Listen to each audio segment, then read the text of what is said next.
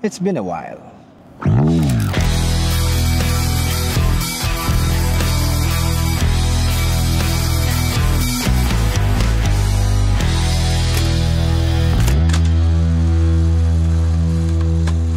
Isang napakagandang araw sa inyong lahat.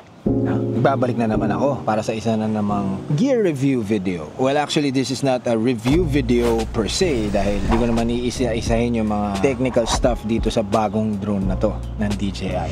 Kasi ano lang, overview lang kung ano nga ba yung mga meron siya or pinagkaiba niya dun sa mga lumabas na drone. This is the DJI Air 3S. Pinalitan na nila, hindi na nila nilagyan ng Mavic Air, Mavic Mini or Mini 3. Medyo nakakalito, honestly, pero this one is not one of those mini versions. May Mini 3, Mini 3 Pro, Mini 4. This is not it. This is the Air 3S. I know merong DJI Air 3, pero this is not it. This is the DJI Air 3S. This is the S version. Before natin himayin yung mga features nitong bagong drone ng DJI, I just want to thank DJI Philippines for letting me experience this drone. Salamat, na. Susubukan natin yung mga bagong features or yung mga features na kailangan i-highlight sa product na to. Alright.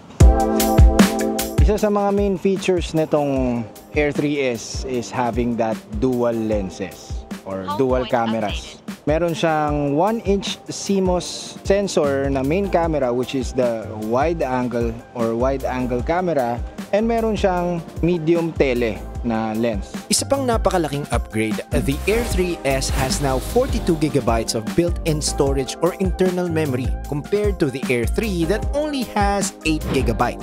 Big deal yun. Also, the Air 3S has a slightly bigger battery compared to the Air 3. On paper, sabi nila 45 minutes of flight time. In my case, I only had 38 minutes. Not bad. Depende yun sa paggamit mo. The Air 3S can shoot 4K 60 frames per second HDR video with 14 stops of dynamic range. It can also shoot 4K 120 frames per second but not in HDR. 10-bit footage na ang ibibigay sa'yo nitong material. So solid for color grading. Palipad muna tayo. Dito mo hindi gusto magpalipad sa mga may mga kung ano-anong ano.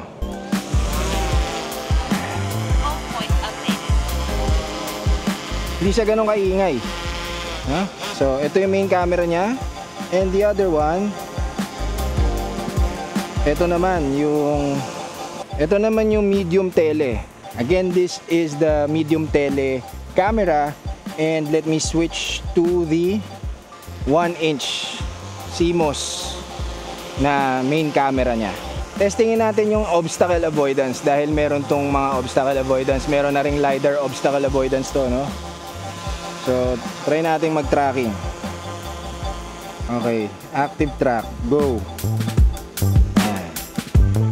So, tingnan natin kung gaano siya katindi. Ito tayo dito.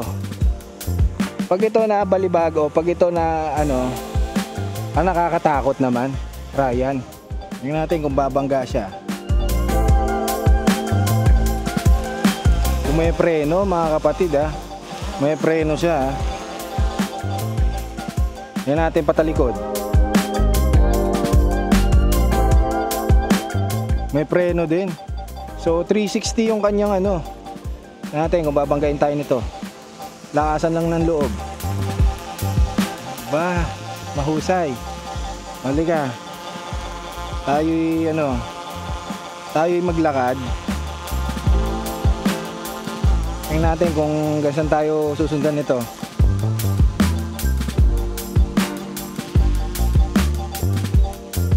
Parang nakakatakot naman. Never ko itong ginawa. Ay, mga kable. Nakakatakot naman to. Tingnan natin.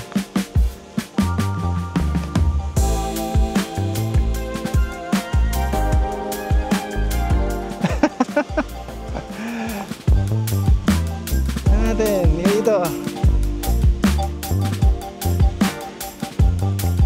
Nakakatakot siya. Parang ayoko nang gawin. Pero ang dami niya ng sa paligid, makikita nyo. Ang dami niya ng parang ayokong gawin. Natin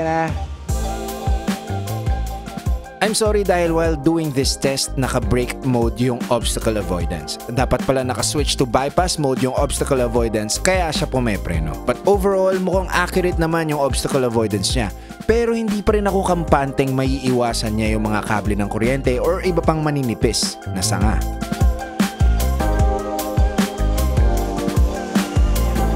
Bume-brake siya mga kapatid, bume-brake siya.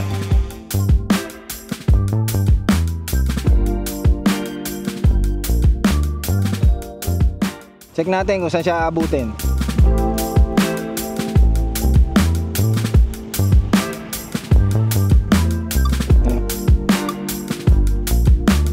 Medyo malayo yung ano, no, yung OcuSync nyo yun. So, malayo na siya sa atin. Distance niya is 490 meters from us. Nakikita natin yung ating mga waves. Woo! Solid. Nasaan yung home point natin? Sige, balik na tayo dito.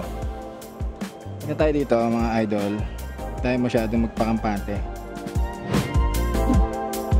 Balik na siya.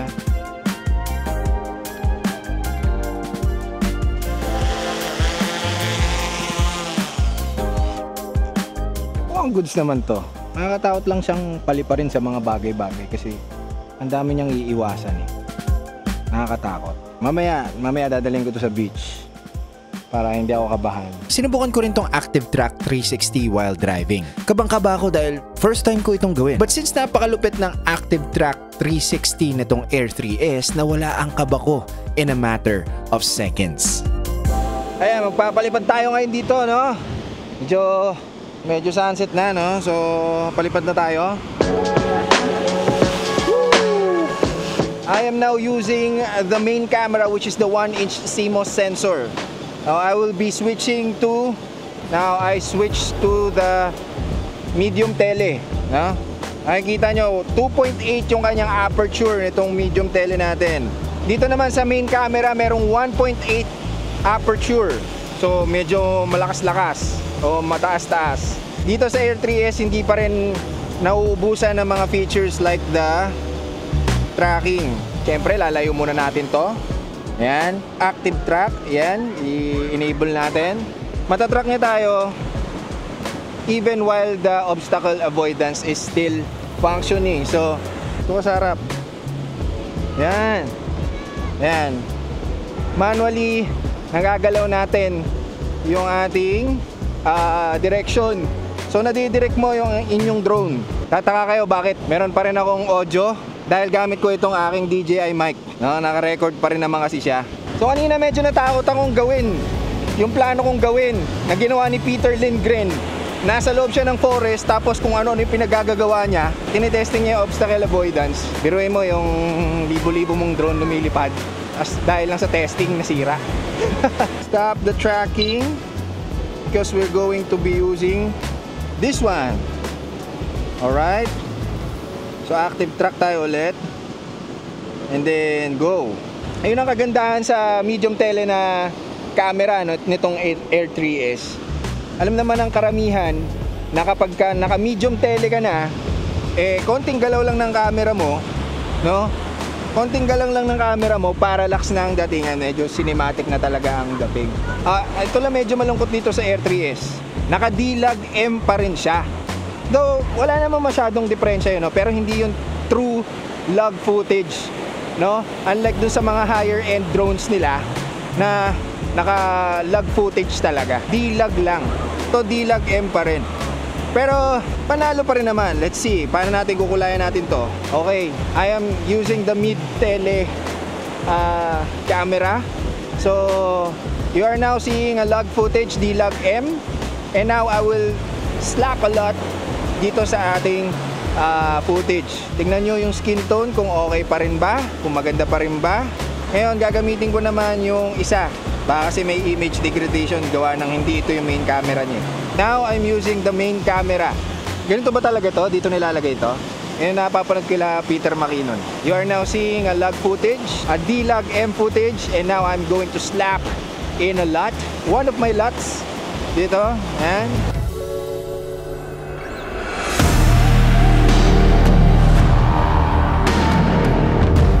napakaising oras na nagamit ko itong Air 3S, I can definitely say that I am satisfied when it comes to its performance. In my reviews, I always prioritize gear that delivers high-quality images. But with drones, safety is also key, and the DJI Air 3S doesn't disappoint on either front. It's packed with smart features, has great stability, and captures incredible footage, all while keeping safety top of mind. So, if you are after a reliable drone that balances quality and safety, the DJI Air 3S is an excellent choice.